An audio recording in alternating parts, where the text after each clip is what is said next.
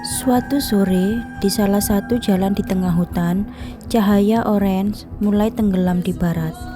Langit berawan dipenuhi banyak kelelawar yang berterbangan dan memulai aktivitas. Rombongan bus berisi anak-anak SD itu tengah melaju di tengah hutan lebat dengan pepohonan yang masih basah. Genangan air pun memenuhi beberapa sisi jalan yang beraspal, pertanda bahwa kawasan tersebut baru saja diguyur hutan. Halo sobat, ketemu lagi dengan aku, Widya, si hobi cerita horor. Rombongan tersebut melewati hutan ini guna menuju lokasi wisata untuk melakukan rekreasi perpisahan sekolah mereka. Suasana jalan yang sepi dan jarang terdapat rumah warga membuat para anak-anak ini bosan di dalam bus. Sedangkan perjalanan yang ditempuh masih cukup jauh. Bus pun menjadi hening. Dua orang guru mendampingi rekreasi ini pun merasakan suasana yang tidak nyaman. Sinta dan Ray. Sinta adalah wali kelas mereka. Rambutnya panjang terurai dan berkulit putih seperti wanita Asia Timur. Sedangkan Ray adalah guru penanggung jawab rekreasi ini. Rambutnya pendek dengan warna hitamnya yang pekat dan hidungnya yang mancung, menyerupai orang-orang Turki. Sepertinya ada yang aneh dengan anak-anak, ucap Sinta kepada Ray. Memang kenapa? Balas Ray yang tengah sibuk dengan gadgetnya. Mereka kayaknya bosan. Bisa kamu menghibur mereka? Bus ini jadi sepi banget, ucap Sinta lagi. Mungkin mereka ngantuk Sin, jawab Ray berspekulasi. Enggak Ray, mereka butuh hiburan. Ray pun tetap asik dengan gadgetnya dan mengabaikan Sinta. Sinta pun kesal dan mulai beranjak dari bangkunya. Oke, kamu gak mau, biar aku yang bernyanyi untuk mereka, ucap Sinta. Mendengar ucapan Sinta, Ray pun langsung bereaksi dan menarik Sinta untuk kembali ke bangkunya. Kamu mau mereka sakit telinga, gak ada yang suka mendengarkanmu bernyanyi, ucap Ray. Bahkan suara hewan yang sakit gigi lebih baik daripada suaramu. Aku akan bercerita cerita seram, tapi tunggu sebentar lagi, lanjut Ray. Ya baiklah, ucap Sinta, mengiyakan perkataan Ray dan kembali duduk di bangkunya. Saat langit mulai gelap dan bulan mulai menerangi malam, bus ini masih berjalan di hutan. Para anak-anak di dalam bus tengah serius mendengar sebuah cerita yang diceritakan oleh seorang laki-laki di depan mereka. Yang tak lain ialah Ray, guru mereka sendiri. Ini adalah cerita yang beredar di masyarakat. Konon dahulu kala di jalan yang sedang kita lalui ini pernah terjadi pembunuhan. Korban yang dibunuh dengan perempuan 28 tahun bernama Sumarni. Saat itu kepalanya ditikam benda keras oleh orang jahat. Sang pembunuh yang mengetahui Sumarni telah tewas pun bermaksud menghilangkan jejak dengan cara membuang Sumarni. Namun mereka menemukan sebuah proyek pembangunan jalan raya. Saat itu pembangunan masih dalam tahap awal. Sang pembunuh pun mendapat ide. Sumarni akhirnya dikubur di area pembangunan jalan raya tersebut dengan tujuan agar makam Sumarni akan tertimpa oleh aspal, dan usaha mereka pun berhasil. Sampai pembangunan jalan raya itu selesai, makam Sumarni tidak ditemukan. Akhirnya jasad Sumarni pun dikubur di bawah aspal jalan raya tersebut. Konon arwah Sumarni tidak tenang dan penuh dendam. Arwahnya mengutuk siapapun yang melewati jalan raya itu sambil menceritakan kisahnya.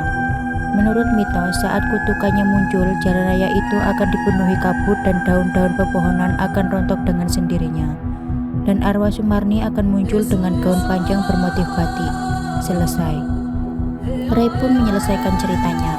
Salah satu murid pun berdiri dan bertanya, Pak Guru bilang arwahnya mengutuk orang yang menceritakan kisahnya. Kenapa Pak Guru ceritakan pada kami, ucap anak itu.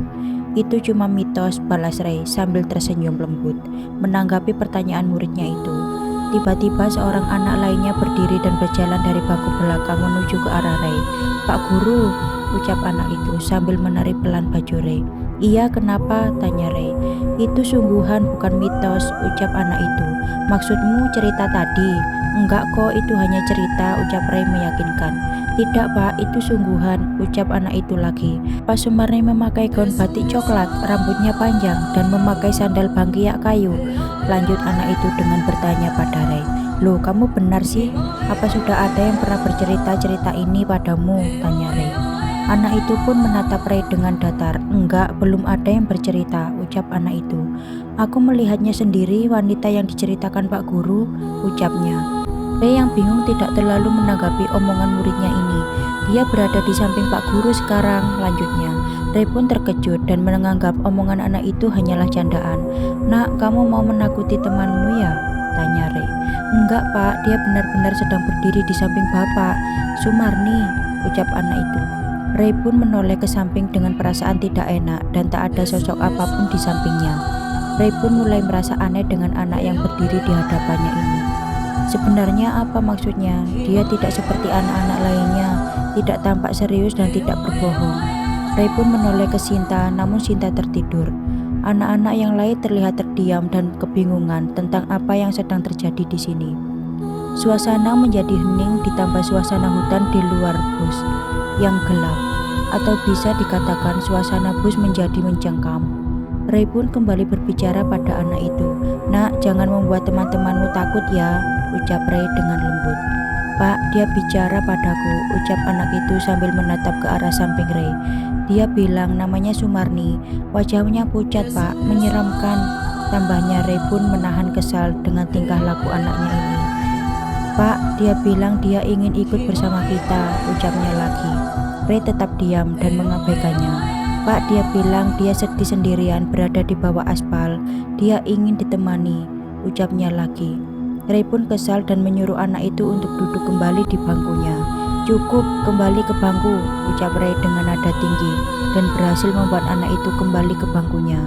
Sesaat suasana kembali hening dan perjalanan terus dilanjutkan. Namun mereka tetap berada di kawasan hutan. Ray pun duduk di bangkunya sambil memikirkan kejadian tadi. Ada apa dengan anak itu? Dia berbeda dari yang lain. Dia seperti tidak berbohong.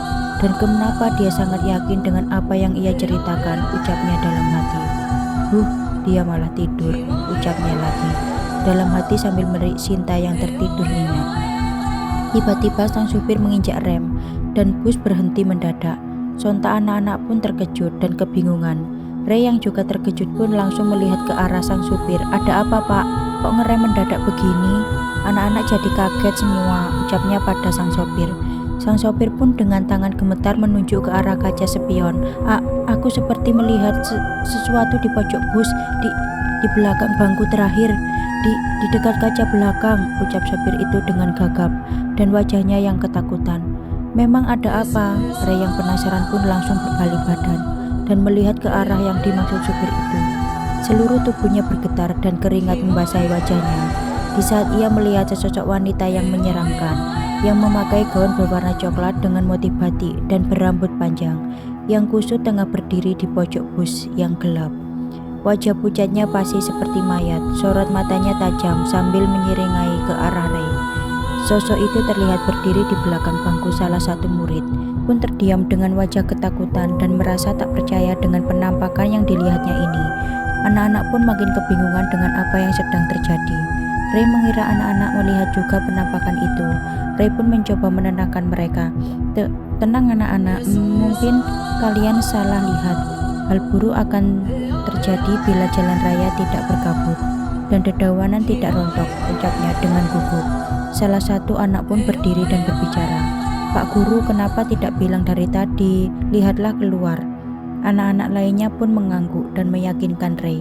Ray pun membuka gorden bus dan melihat suasana di luar. Alangkah terkejutnya dia saat melihat suasana di luar yang berkabut tebal ditambah dedaunan yang berterbangan ditiup angin. Ray pun terdiam sambil berdiri di hadapan anak-anak. Tubuhnya bergetar hebat, merasakan ketakutan yang luar biasa. Mas, bisa kita lanjutkan perjalanan?" tanya sang sopir yang menyadari suasana di luar bus dan kabut yang menghalangi jalan.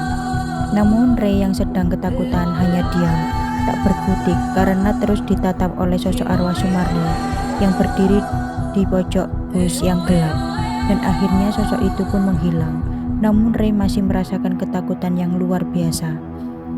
Keringat terus mengucur di seluruh tubuhnya. Aroma bunga melati dan kemenyan tiba-tiba memenuhi bus. Anak-anak pun semakin kebingungan dengan sikap gurunya ini. Begitupun dengan sang sopir. Rasa ketakutan Ray kembali menjadi-jadi setelah ia merasakan sosok wanita menyeramkan kembali muncul di sampingnya. Kali ini sosok itu menatap tajam ke arah Ray dengan ekspresi mengerikan dari dekat.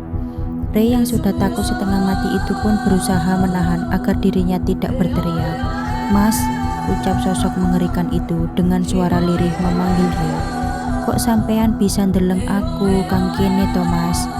Ray yang tak tahan dengan rasa takutnya itu pun berteriak sekeras-kerasnya, lalu seketika pingsan di tempat. Beberapa hari setelahnya bus ditemukan dan sedang berhenti di tengah jalan. Para anak-anak ditemukan pingsan, begitupun dengan Sinta dan supir bus, akan tetapi mereka sehat dan tanpa luka sedikit pun. Setelah sadar mereka mengaku lupa tentang apa yang telah terjadi. Anehnya tak ada yang menemukan keberadaan Ray dan menghilang tanpa jejak.